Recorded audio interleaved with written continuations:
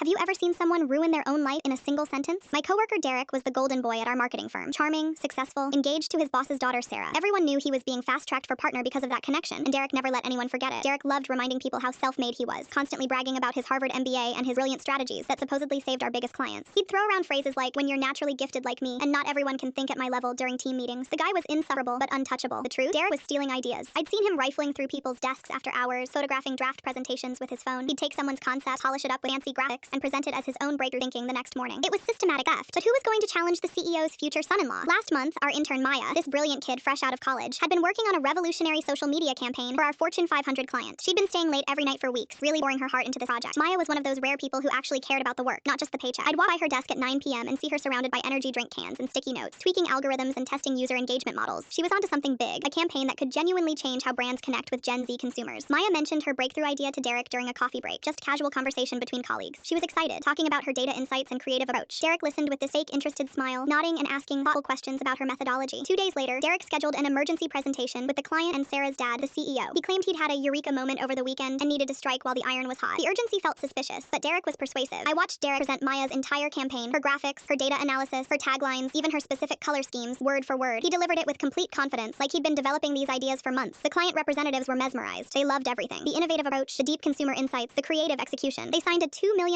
contract extension on the spot, praising Derek's visionary thinking and cutting-edge strategy. Sarah's dad beamed with pride, already planning Derek's promotion. Maya was devastated when she heard the news. She came to my desk in tears, explaining how Derek had stolen her life's work, but she was too scared to speak up. Who would believe an intern over the CEO's golden boy? Her career would be over before it started. Derek got promoted to senior partner that afternoon. Sarah's dad announced it company-wide, calling Derek the future of innovative marketing, and exactly the kind of forward-thinking leader we need. The celebration dinner was planned immediately. At the upscale restaurant that evening, everyone was toasting Derek's genius. Champagne flowed freely as colleagues shared stories about Derek's natural talent and game-changing insights. Sarah looked radiant, talking about their upcoming wedding and Derek's bright future. Sarah's dad stood up to give a speech about Derek's innovative thinking, natural leadership, and ability to see solutions where others see problems. He talked about legacy, about passing the torch to the next generation of visionaries. That's when Maya walked in. She'd been crying earlier, but now looked determined and professional. She carried her laptop and wore her best business outfit. This was clearly planned. "Excuse me," she announced clearly. "Before we celebrate, I think everyone should see the real timeline of this campaign." She connected her laptop to the restaurant's TV screen and methodically showed time-stamped screenshots of her drafts, her research notes, her brainstorming sessions. Then came the security footage. Derek photographing her work after hours, copying her files, even taking pictures of her handwritten notes. The room went dead silent. Champagne glasses stopped mid-sip. Sarah's face turned pale as she stared at the evidence. Her father's expression shifted from confusion to dawning horror to absolute fury. Sarah's dad turned to Derek, his face red with barely contained rage. "Well?" he demanded, his voice shaking. "What do you have to say for yourself?" Derek panicked. You could see him calculating, trying to find an escape route. He looked around the room at all those expectant faces, his colleagues, his fiancé, his future father-in-law, and completely lost it. "Look, she's just an intern," he blurted out desperately. "Nobody was going to listen to her ideas anyway. I was doing her a favor by giving them the platform they deserved." The absolute silence that followed was deafening.